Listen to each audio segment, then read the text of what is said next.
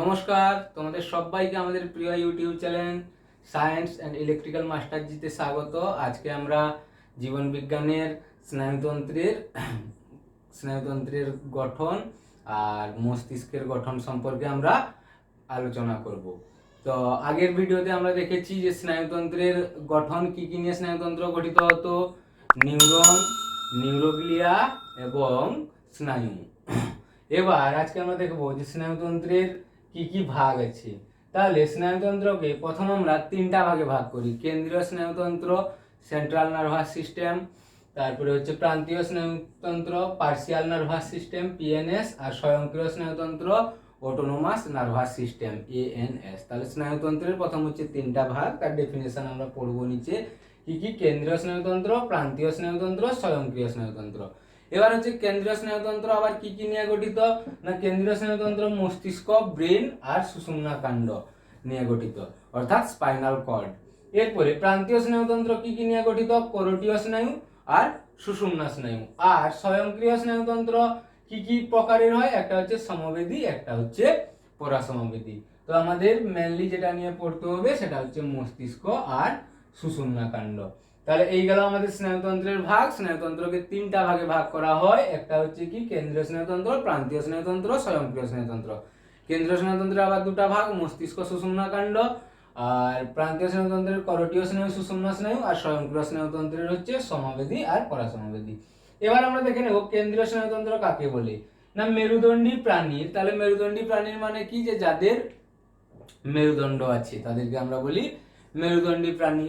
যেমন হচ্ছে মানুষ, গরু, ছাগল, বাঁদর, এগুলো সব হচ্ছে মেরুদণ্ডী প্রাণী। তাহলে মেরুদণ্ডী প্রাণীর পৌষ্টিক নালীর পৃষ্ঠদেশে, তাহলে পৌষ্টিক নালী অর্থাৎ গ্রাসনালী থেকে শুরু করে পায়ু পর্যন্ত, ওটাকে বলা হয় পৌষ্টিক নালী। তাহলে পৌষ্টিক নালীর পৃষ্ঠদেশে অর্থাৎ উপরে কেন্দ্রীয় অক্ষ বরাবর, অর্থাৎ তার সোজা সোজা, এটাকে বলা হয় কেন্দ্রীয় অক্ষ, অর্থাৎ সোজা সোজা লাইন। কেন্দ্রীয় অক্ষ বরাবর অবস্থিত স্নায়ুতন্ত্র যা সকল স্নায়বিক কার্যাবলীকে নিয়ন্ত্রণ করে তাকে কেন্দ্রীয় স্নায়ুতন্ত্র বলে। তাহলে সকল স্নায়বিক কার্যাবলী অর্থাৎ মানুষের স্মৃতি, চিন্তা, বুদ্ধি, মেধা ইত্যাদিকে বলা হয় সকল স্নায়বিক কার্যাবলী, এগুলাকে যে নিয়ন্ত্রণ করে। তাহলে এর অবস্থান কোথায় হচ্ছে না, মেরুদণ্ডী প্রাণীর পৌষ্টিক নালীর পৃষ্ঠদেশের কেন্দ্রীয় অক্ষ বরাবর, অর্থাৎ মেরুদণ্ডী প্রাণীর পৌষ্টিক নালীর বাইরের দিকে।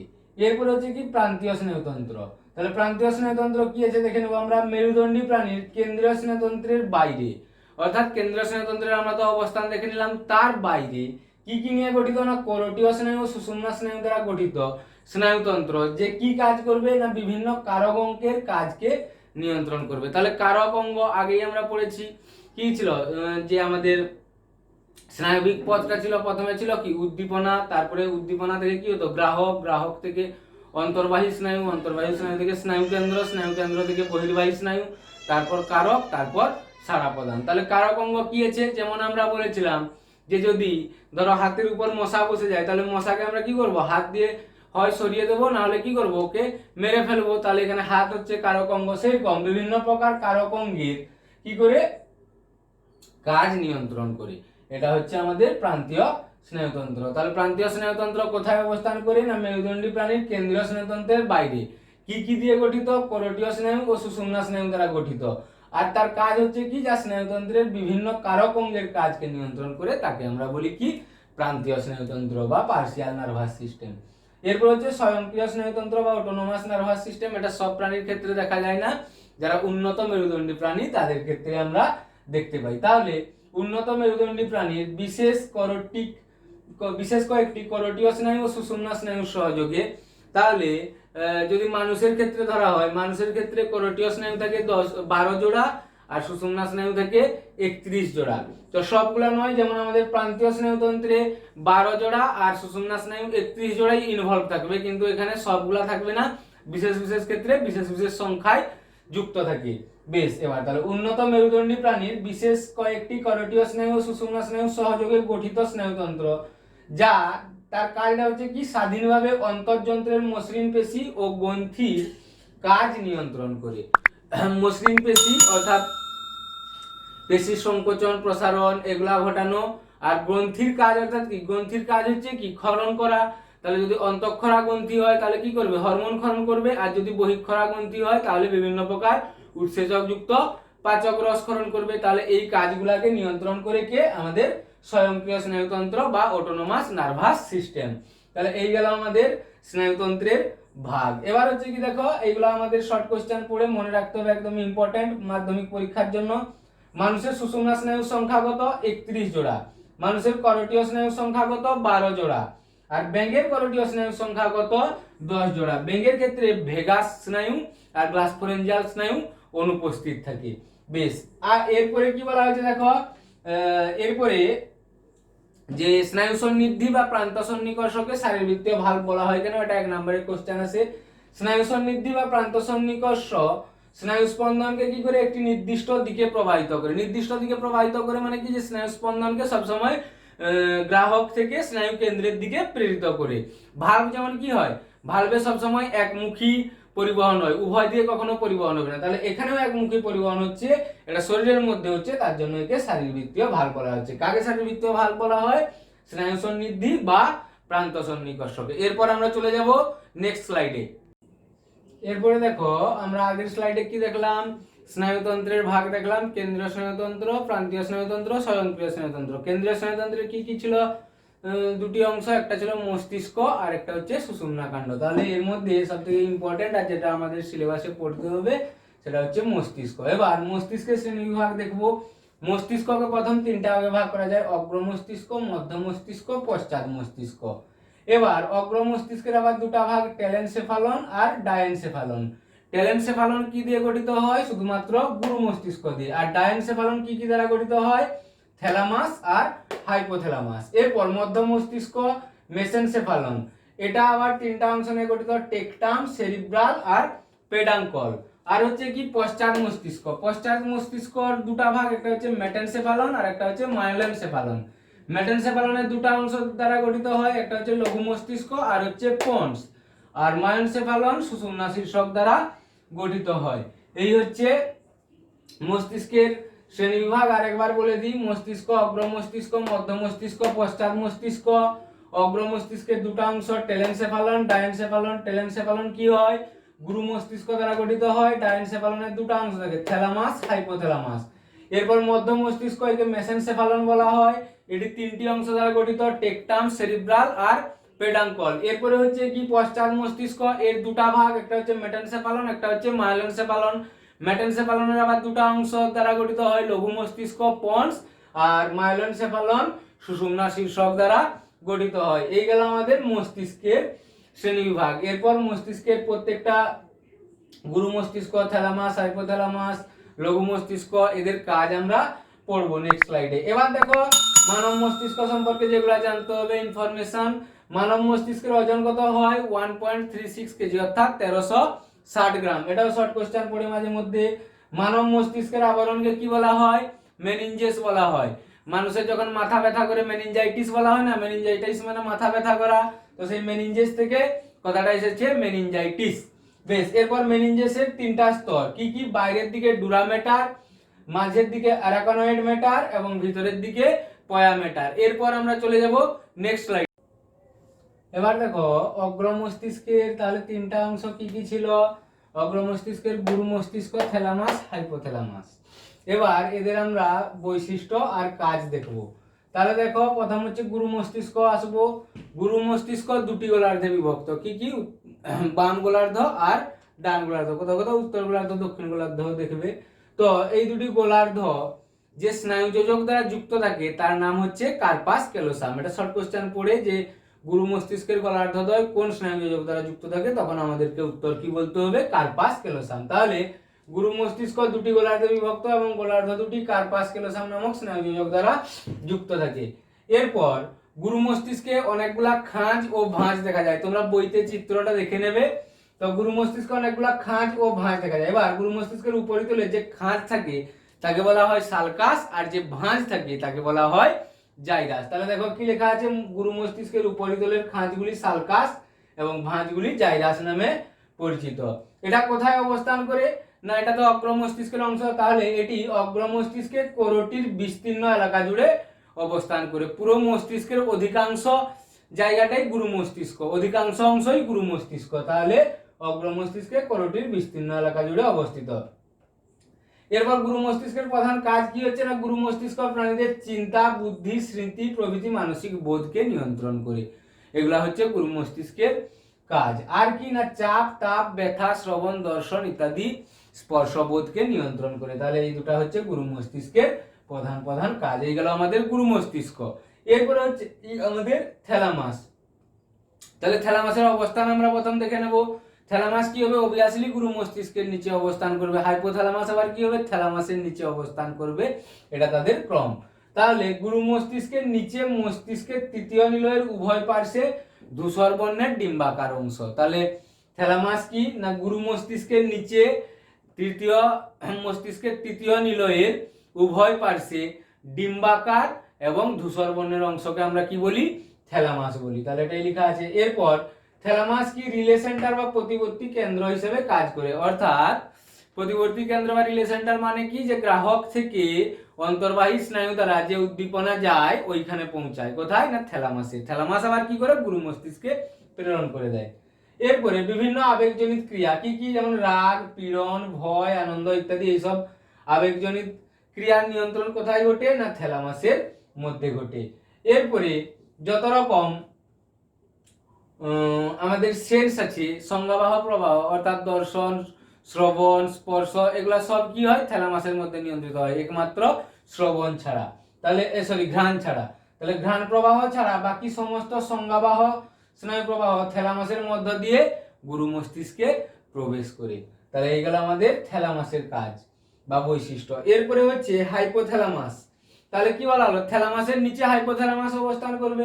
তাহলে থ্যালামাসের নিচে তৃতীয় মস্তিষ্ক নিলয়ের ওটা কি ছিল, দুপার্শ্বে অবস্থান করছিল। ওটা কোথায়, মেঝেতে। তাহলে থ্যালামাসের নিচে তৃতীয় মস্তিষ্ক নিলয়ের মেঝেতে অবস্থিত কে না, হাইপোথ্যালামাস। এ কি করে, দেহের তাপমাত্রা এবং নিদ্রা ও জাগরণ নিয়ন্ত্রণ করে কে, হাইপোথ্যালামাস। আর হচ্ছে কি, দেহের জলসাম্য, অর্থাৎ দেহে জলের পরিমাণ কতটা থাকা উচিত, যদি কম হয়ে যায় তাকে কি করে ঠিক করতে হবে, সেটা হচ্ছে জলসাম্য ও তৃষ্ণা নিয়ন্ত্রণ করে কে, হাইপোথ্যালামাস। এরপর আমরা চলে যাব নেক্সট স্লাইডে। এরপর দেখো আমরা মধ্য মস্তিষ্কের বৈশিষ্ট্য দেখব। তাহলে মধ্য মস্তিষ্ক কোথায় অবস্থান করে না, অগ্র মস্তিষ্কের ডায়ানসেফালন আর পশ্চাৎ মস্তিষ্কের মধ্যবর্তী অংশে কে অবস্থান করে, মধ্য মস্তিষ্ক অবস্থান করে। তাহলে অগ্র মস্তিষ্কের ডায়ানসেফালন আর পশ্চাৎ মস্তিষ্কের মধ্যবর্তী অংশ। এটি কি কি দিয়ে গঠিত হয়, আমরা যখন ওই রেখাচিত্র করেছিলাম সেখানে দেখেছিলাম কি কি না, টেকটাম, সেরিব্রাল ও পেডাঙ্কল দ্বারা গঠিত হয়। এরপরে কি আছে, অগ্র মস্তিষ্ক ও পশ্চাৎ মস্তিষ্কের বিভিন্ন অংশের মধ্যে কার্যগত সমন্বয় সাধন করে। অর্থাৎ অগ্র মস্তিষ্ক যে কাজ করে আর পশ্চাৎ মস্তিষ্ক যে কাজ করে মিউচুয়ালি ভাবে, সেটাকে যোগ সাধন করে কে, এই মধ্য মস্তিষ্ক। আর কি করে, মধ্য মস্তিষ্ক দর্শন ও শ্রবণ প্রতিবর্তক ক্রিয়ার কেন্দ্র হিসাবে কাজ করে। তাহলে প্রতিবর্তক ক্রিয়া হচ্ছে কি, যে ক্রিয়া খুব স্বতঃস্ফূর্তভাবে হয়ে যায় এবং যে ক্রিয়ার জন্য মস্তিষ্কের সাহায্যের প্রয়োজন হয় না, তাকে প্রতিবর্তক ক্রিয়া বলে। প্রতিবর্তক ক্রিয়া সাধারণত কি হয় না, সুষুম্না কাণ্ড দ্বারা নিয়ন্ত্রিত হয়। তাহলে দর্শন আর শ্রবণ প্রতিবর্তক ক্রিয়ার কেন্দ্র হিসাবে কাজ করে কে, মধ্য মস্তিষ্ক। এরপরে হচ্ছে কি, ঐচ্ছিক পেশির কাজে সাহায্য করে দেহভঙ্গি নিয়ন্ত্রণ করে। তাহলে ঐচ্ছিক পেশি মানে কি, যে পেশিকে আমরা নিজের ইচ্ছায় চালাতে পারি তাকে ঐচ্ছিক পেশি বলে। যেমন দেখো এই গ্লটিয়াস, একে আমরা ইচ্ছায় চালাতে পারি। ল্যাটিসিমাস ডর্ডি, এগুলাকে আমরা ইচ্ছা মতন চালন করতে পারি। কিন্তু হৃদপেশিকে কি আমরা ইচ্ছা মতন চালন করতে পারি, ওটাকে তার জন্য বলা হয় অনৈচ্ছিক পেশি। বেশ, তাহলে এই গেল মধ্য মস্তিষ্ক। এরপরে হচ্ছে কি, লঘু মস্তিষ্ক। তাহলে লঘু মস্তিষ্ক কার অংশ না, পশ্চাৎ মস্তিষ্কের অংশ। তাহলে মস্তিষ্কের চতুর্থ নিলয়ের পৃষ্ঠদেশে লঘু মস্তিষ্ক অবস্থিত। তাহলে মস্তিষ্কে যে 4 নম্বর নিলয় আছে, 4টা সিএসএফ পূর্ণ যে থলি থাকে তাদেরকে নিলয় বলা হয়। তাহলে 4 নম্বর মস্তিষ্কের পৃষ্ঠদেশে অর্থাৎ উপরে লঘু মস্তিষ্ক অবস্থিত। গুরু মস্তিষ্কের মতন লঘু মস্তিষ্কেরও দুটি গোলার্ধ থাকে, বাম ডাম। গুরু মস্তিষ্ক কোন যোজক দ্বারা যুক্ত থাকতো, কার্পাস ক্যালোসাম নামক যোজক দ্বারা। লঘু মস্তিষ্ক কার দ্বারা যোজক থাকে, ভার্মিস, যেখানে যেমন দেখবে ভার্মিস নামক স্নায়ু যোজক দ্বারা যুক্ত থাকে। লঘু মস্তিষ্কের প্রধান কাজ কি না, লঘু মস্তিষ্কের প্রধান কাজ হচ্ছে দেহের ভারসাম্য বজায় রাখা। আর হচ্ছে কি, ঐচ্ছিক পেশির কার্যকারিতার মধ্যে সমন্বয় সাধন করা। অর্থাৎ কোন পেশি কিভাবে চলাচল করবে, কিভাবে সঞ্চালন হবে, সেটা নিয়ন্ত্রণ করে কে, আমাদের এই লঘু মস্তিষ্ক। এরপরে হচ্ছে পন্স বা সেতু মস্তিষ্ক। পন্স মধ্য মস্তিষ্কের নিচে আর সুষুম্না শীর্ষকের উপরে অবস্থান করে। তাহলে পন্সের অবস্থান হলো কি, পন্স মধ্য মস্তিষ্কের নিচে এবং সুষুম্না শীর্ষকের উপর অবস্থান করে। এরপরে হচ্ছে কি, যে পন্স ডেট্রুসান নামক পেশির সংকোচন করে এবং তার ফলে কি হয়, মূত্র নির্গমনে সাহায্য করে। তাহলে পন্সের গুরুত্বপূর্ণ কাজ হচ্ছে কি, যে ডেট্রুসার পেশির সংকোচন ঘটিয়ে মূত্র নিঃসরণে সহায়তা করা। তারপরে হচ্ছে কি, যে পন্সের আরেকটা কাজ হচ্ছে শ্বাসক্রিয়া নিয়ন্ত্রণ করা।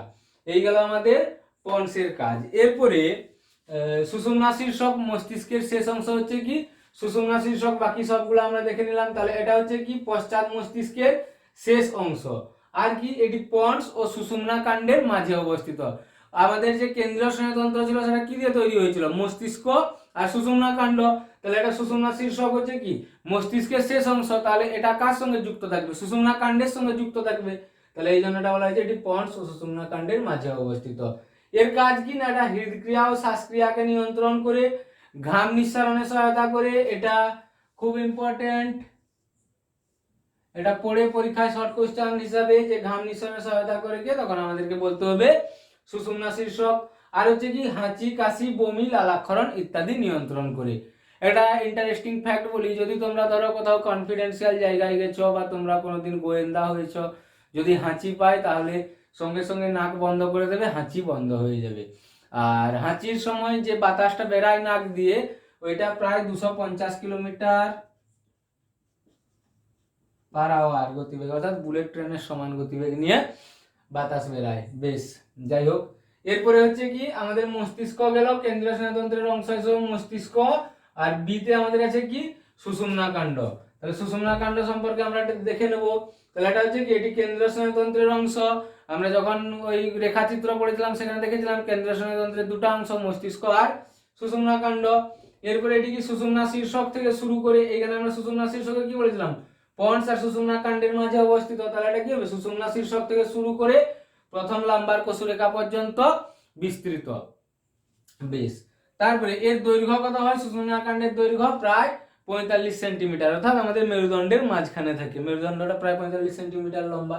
এরপরে কি, এটির অবস্থান হচ্ছে কি, এটি মেরুদণ্ডের নিউরাল ক্যানালে অবস্থিত। আর হচ্ছে কি, সুষুম্না কাণ্ড সহজাত প্রতিবর্ত ক্রিয়া নিয়ন্ত্রণ করে। এখানে যখন বলেছিলাম তখন বলেছিলাম যে প্রতিবর্ত ক্রিয়াকে নিয়ন্ত্রণ করে, সুষুম্না কাণ্ড নিয়ন্ত্রণ করে। তাহলে এটি হচ্ছে কি সহজাত প্রতিবর্ত ক্রিয়া। যেসব প্রতিবর্ত ক্রিয়া জন্মের সাথে সাথে মানুষ পায় তাকে আমরা বলি সহজাত প্রতিবর্ত ক্রিয়া। যেমন তীব্র আলো যদি পড়ে চোখ বন্ধ হয়ে যায়, গরম জিনিসে হাত পড়লে হাত আপনা থেকে সরে যায়, এগুলা এইসব কাজগুলা করার জন্য মস্তিষ্কের কমান্ডের কোনো প্রয়োজন হয় না, এগুলা সুষুম্না কাণ্ড নিয়ন্ত্রণ করে নেয়। বেশ, এরপরে হচ্ছে কি, মস্তিষ্ক থেকে স্নায়ু উদ্দীপনা গ্রহণ ও প্রেরণ করে সুষুম্না কাণ্ড। তাহলে সুষুম্না কাণ্ড হচ্ছে কি বিভিন্ন কারক অঙ্গ আর মস্তিষ্কের মাঝে অবস্থান করে, তার জন্য মস্তিষ্ককে যে স্নায়ু উদ্দীপনা যাবে সেটাকেও মস্তিষ্কে প্রেরণ করে, আবার মস্তিষ্ক থেকে যে স্নায়ু উদ্দীপনা বা সাড়াটা আসবে সেটাকেও সুষুম্না কাণ্ড প্রেরণ করে। তাহলে এই গেল আমাদের সুষুম্না কাণ্ড। এখানে আরেকটা জিনিস জানতে হবে, যেটা প্রায়শই পরীক্ষায় পড়ে, সেটা হচ্ছে তোমাদের সিএসএফ, সেরিব্রোস্পাইনাল ফ্লুইড। তো সেরিব্রোস্পাইনাল ফ্লুইড আগে কোথায় অবস্থান করে আমরা দেখে নেব, তারপরে দেখবো কি যে তার কাজ কি। তাহলে সেরিব্রোস্পাইনাল ফ্লুইড মস্তিষ্কের নিলয়, সুষুম্না কাণ্ডের নিউরোসিল ও মেনিনজেসের সাব অ্যারাকানয়েড স্পেসের মধ্যে অবস্থান করে। তাহলে মস্তিষ্কের নিলয়, সুষুম্না কাণ্ডের নিউরোসিল আর মেনিনজেসের সাব অ্যারাকানয়েড স্পেসের মধ্যে কি অবস্থান করে, সিএসএফ বা সেরিব্রোস্পাইনাল ফ্লুইড। এর কাজ হচ্ছে কি কেন্দ্রীয় স্নায়ুতন্ত্রকে সিক্ত রাখা। তাহলে কেন্দ্রীয় স্নায়ুতন্ত্র মানে কি, মস্তিষ্ক আর সুষুম্না কাণ্ড, একে সিক্ত রাখা, আর্দ্র রাখা বা ভিজিয়ে রাখা, যাতে সে তার কর্মক্ষমতা না হারায়। আর হচ্ছে কি মস্তিষ্ক ও সুষুম্না কাণ্ডের যে কলাকোষ থাকে তাকে পুষ্টি যোগানো। নমস্কার, আজ এই পর্যন্তই।